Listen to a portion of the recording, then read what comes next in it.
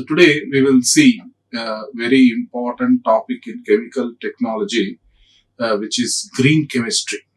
Okay, so green chemistry means it's environmentally benign, environmentally friendly. Okay, so that is called green.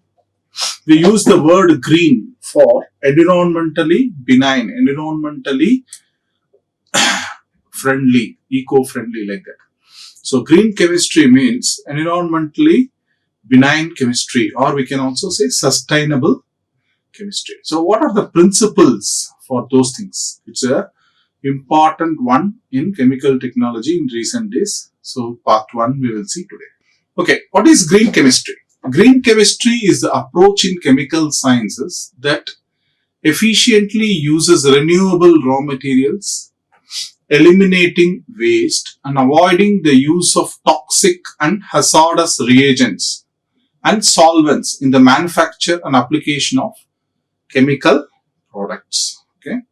Now, one more time. Green chemistry is the approach in chemical sciences that efficiently uses renewable raw materials, eliminating waste and avoiding the use of toxic and hazardous reagents and solvents in the manufacture and application of chemical products.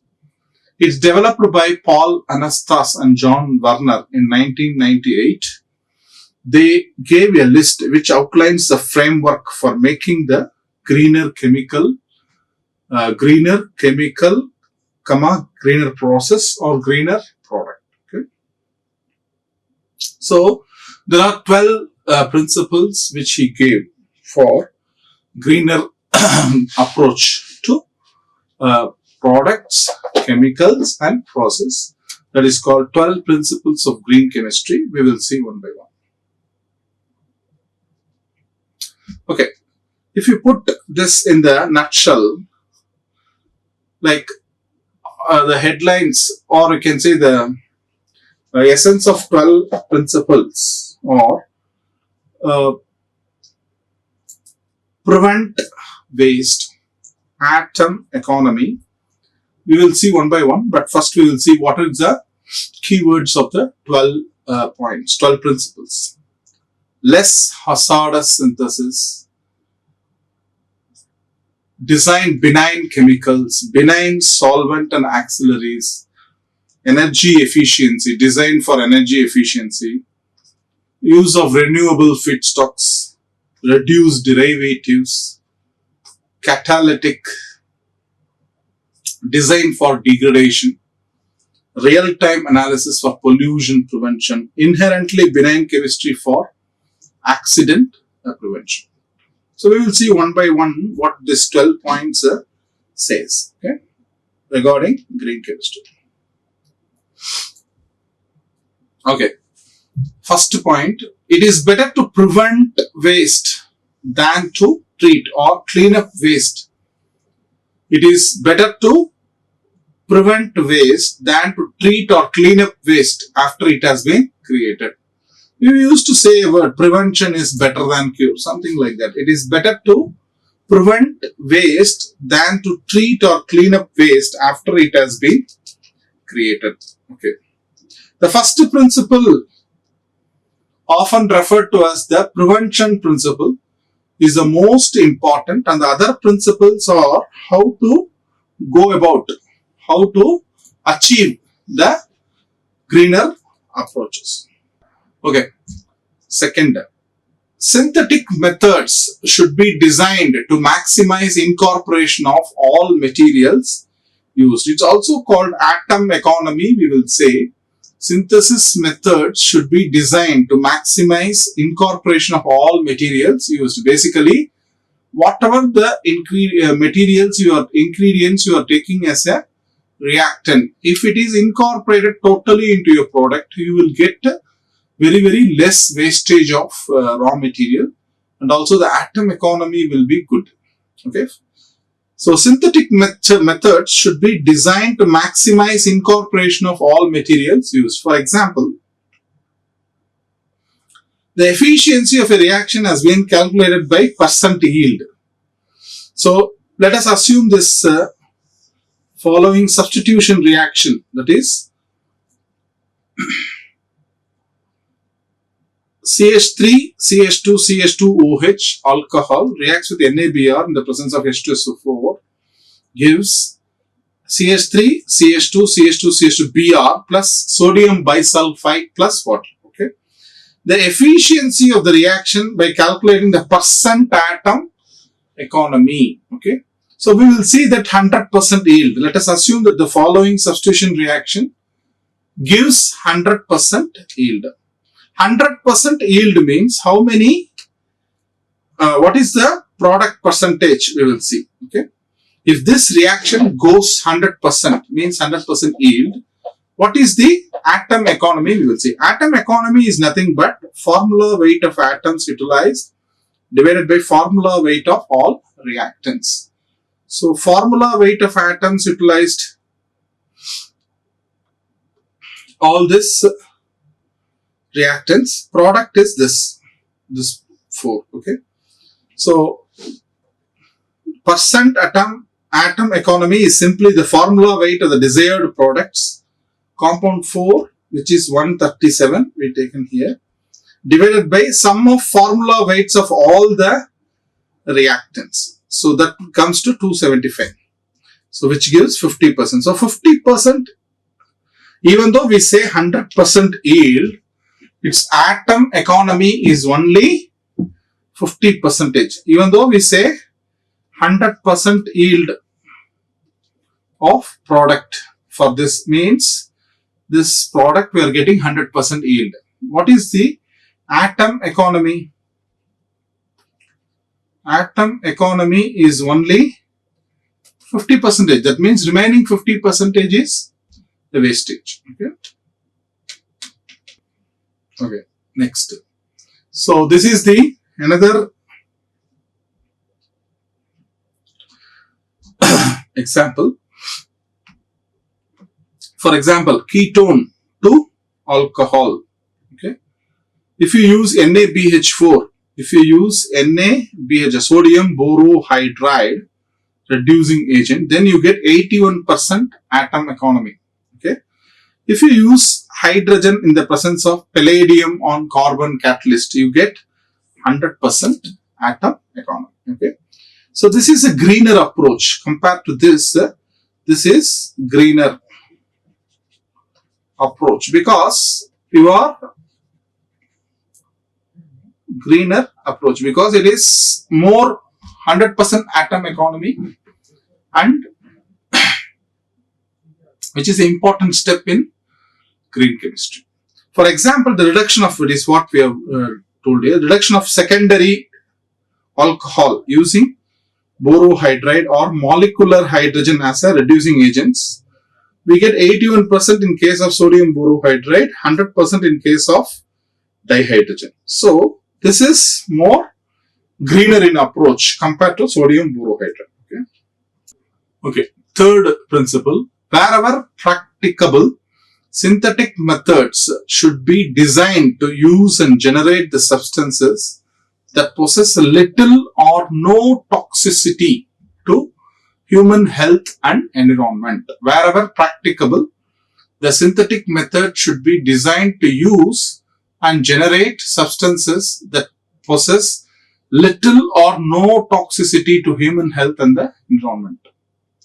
So chemists normally use more toxic substances all the time because reactive chemicals offered reactions that are kinetically and thermodynamically favorable. So all the, for example, in organic chemistry or in any chemistry, wherever chemicals are used, all the chemicals, most of them are toxic to human and environment. Okay. So chemists normally use a lot of toxic substances all the time because reactive chemicals afford reactions that are kinetically and thermodynamically favorable. And unless and until replacement chemicals along with new synthetic protocols are developed, toxic material will continue to be used. That's why green chemistry approaches, greener approaches is very, very important, and people pay a lot of attention now for alternative synthesis to already known important materials or organic compounds or antibiotics or whatever it is.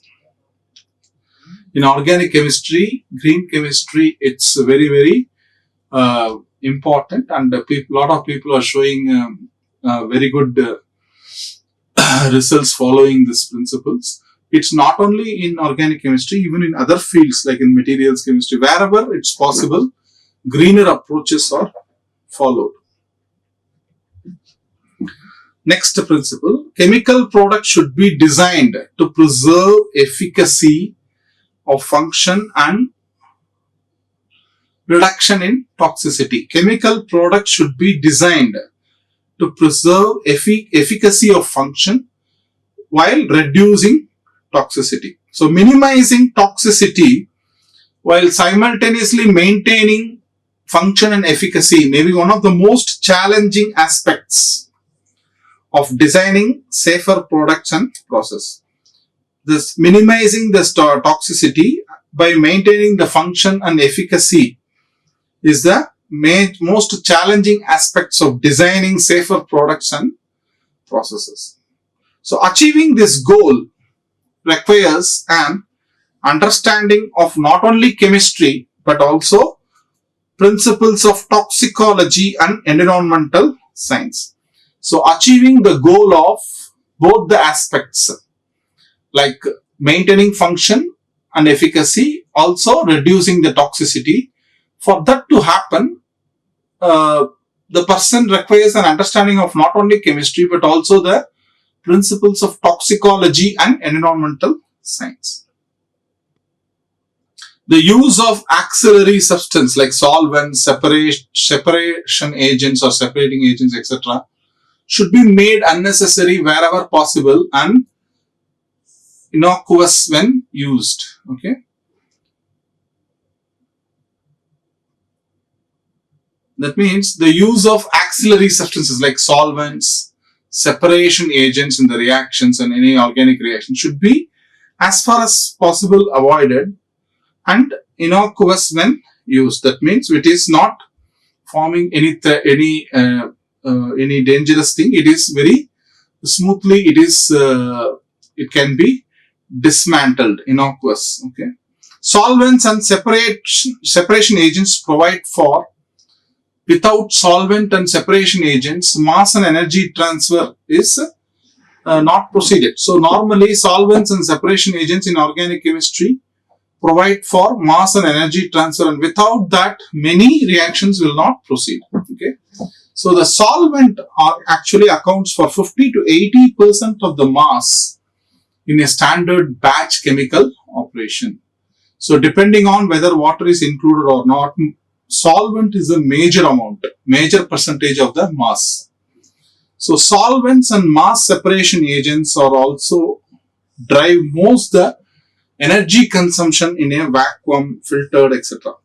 So solvents are not only brings toxicity, and also it is the maximum. It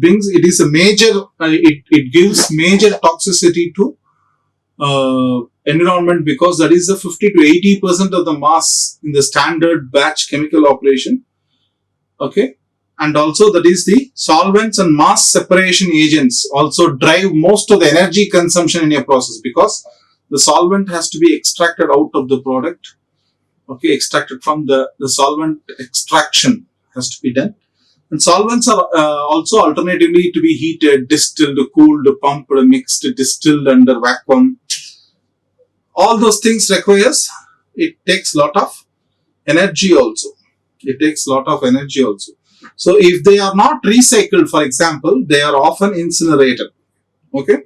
So solvents are the major contributors to the overall toxicity profile. Okay. Solvents in green chemistry, if you use solvents that will answer some of these principles,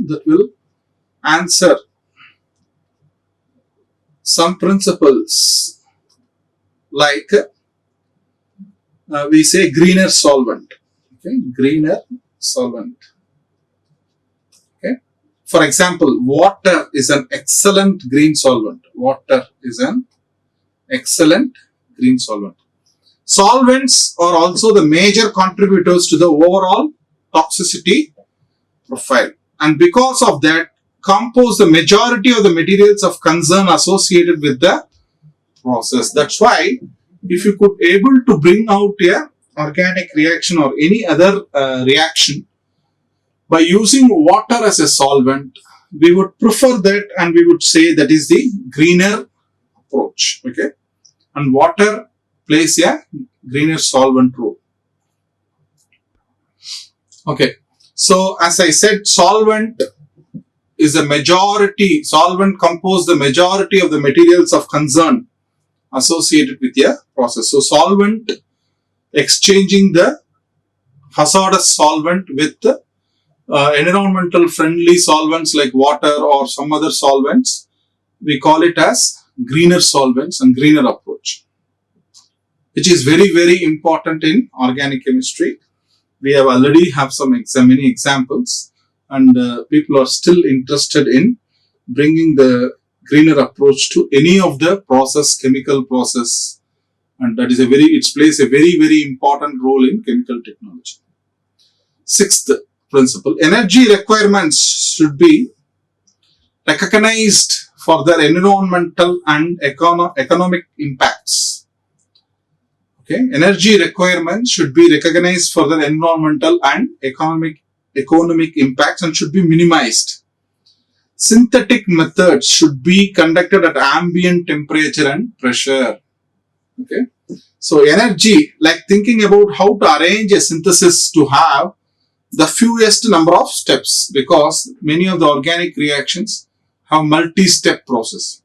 So when it comes to energy, you have to think about how to arrange a synthesis to have the fewer number of steps, or use the low cost starting materials, or any other aspect of interest in the synthetic or process chemist is just another design parameter. Energy factor also you have to see. Okay, if the reaction has several steps, then energy consumption is more. Obviously, the other things are also considerably more with respect to energy.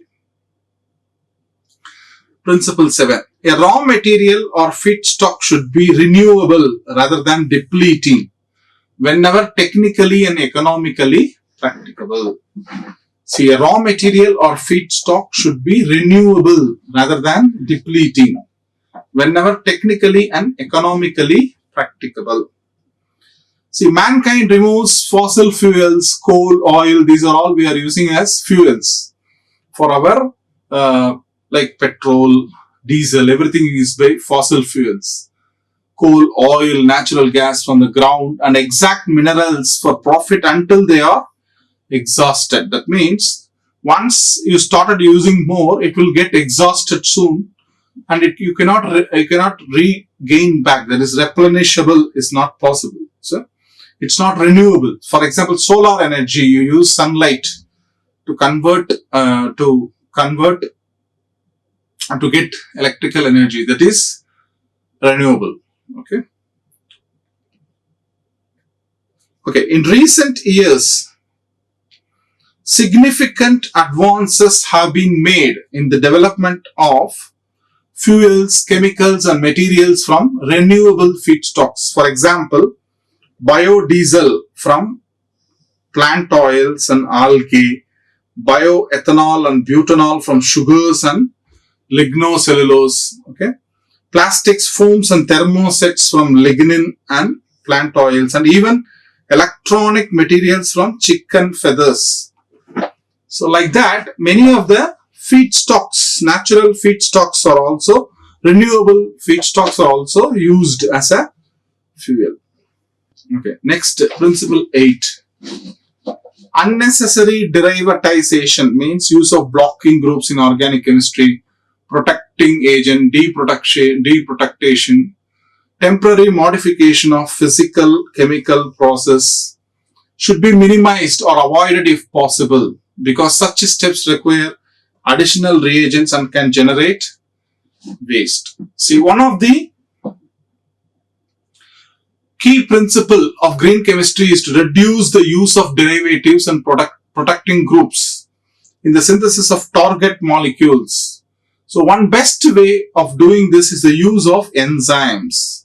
If you use enzymes, it will be more environmental friendly, and also it can be a greener approach. Okay, enzymes are so specific that they often react with one site of the molecule at a time and leave the rest of the molecule alone, and hence protecting groups are often not required. Okay, enzymes are so specific that they can often react with one site of the molecule and leave the rest of the molecule alone, and hence protecting groups are often not required. Thereby you are avoiding the use of protecting and deprotecting agents, and thereby you are making it a greener approach of using the enzymes by avoiding the waste, energy, different steps, protecting, blocking groups, all those things you are avoiding. Great example of the use of enzymes to avoid protecting groups and cleanup process is the industrial synthesis of ampicillin and amoxicillin. It's an example for use of enzymes to avoid this type of protecting groups and cleanup process in the industrial synthesis of ampicillin and amoxicillin. Okay. Next, principle 9. Catalytic agents, reagents as selective as possible or superior to stoichiometric reagents. Catalytic reagents as selective as possible or superior to stoichiometric reagents. For example, again, secondary alcohol, the secondary ketone, if you reduce with NaBH4, it becomes secondary alcohol. We have seen this in atom economy, which gives 81% atom economy. The same thing if you use hydrogen, palladium or carbon as a catalyst, you use 100%, you get 100% atom economy. So here we are now going to talk atom economy reaction with catalyst. So hydrogen doesn't react with ketones to any extent under normal conditions. Okay. For this, we need a catalyst such as palladium on charcoal. Okay. That is the reason we always say hydrogen or palladium carbon. Hydrogen, palladium, carbon. Carbon, charcoal, the form of charcoal. A catalyst, a catalyst we all know that it doesn't participate in the reaction, but it only speeds up the reaction by minimizing the activation energy of the process. So a catalyst is defined as a substance that changes the velocity of a reaction without itself being changed in the process. So more often the catalyst used in the reaction, it can be get back after the reaction. So the wastage is not there and reusability is there. So a lot of benefits, and also the reaction is possible under palladium carbon catalyst. So it doesn't generate waste. You can regenerate the catalyst, means it doesn't generate waste. So moreover, molecular hydrogen is also the least expensive reductant, and for this reason catalytic hydrogenations are widely applied in the petrochemical industry. Catalytic hydrogenations, where the use of other reactants is generally not economically viable. Okay. So this is how a catalyst can bring a greener approach to the chemical reactions in terms of conversion rate, efficiency, atom economy, waste, everything. Okay, several points. Okay, next, 10th principle. Chemical products should be designed so that at the end of their function, they break down to innocuous degradation products. That means, innocuous means not giving any danger, to environment or surroundings. Okay.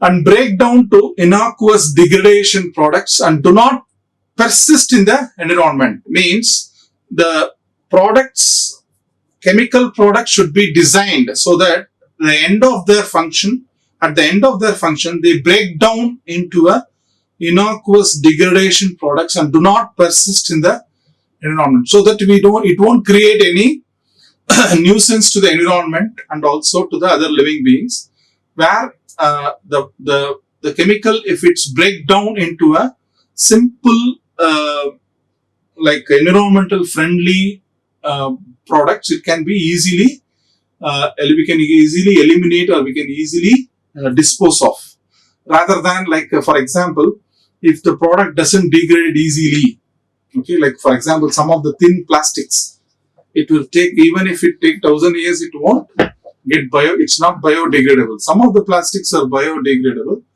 some plastics are not biodegradable. So that means it will create a lot of nuisance to the living beings and to the nature and to the environment everywhere. So hazard, the possibility to cause harm, is an inherent characteristic arising like function from a chemical stereochemistry. Okay. Green chemistry principles 3, 4, 5 and 12 guide designers to reduce the hazard of chemicals. Okay. Principle 10, however, guides the design of products that degrade their commercial function in order to reduce risk or the probability of harm occurring. See, previously we say that we should use greener solvents, we should not use hazardous solvents, all those things. But now we are talking about chemical products at the end should be able to break down to innocuous degradation products and should not persist in the environment as such. Okay. 11th principle. Analytical methodologies need to be further developed to allow for real-time in-process monitoring and control prior to the formation of hazardous substances. If we have mechanistic information of forming hazardous substances while the process is going on, we can avoid lot of hazardous substances before it is formed. So that's why analytical methodologies need to be further developed, which can give you the real in-time process monitoring. Next, last 12th principle. Substances in the form of substances used in chemical process should be chosen to minimize the potential for chemical accidents, including releases, explosions and fires. Okay. Substances and the form of substance used in a chemical process should be always minimize the potential for chemical accidents, including releases, explosions and fires. Okay. This is important. Okay, so we have seen these 12 principles, and as a part 1 of principles of green chemistry, we will continue in the part 2 in the next video. Okay, thank you for your attention. Like, share and subscribe. Hit the bell icon for more updates.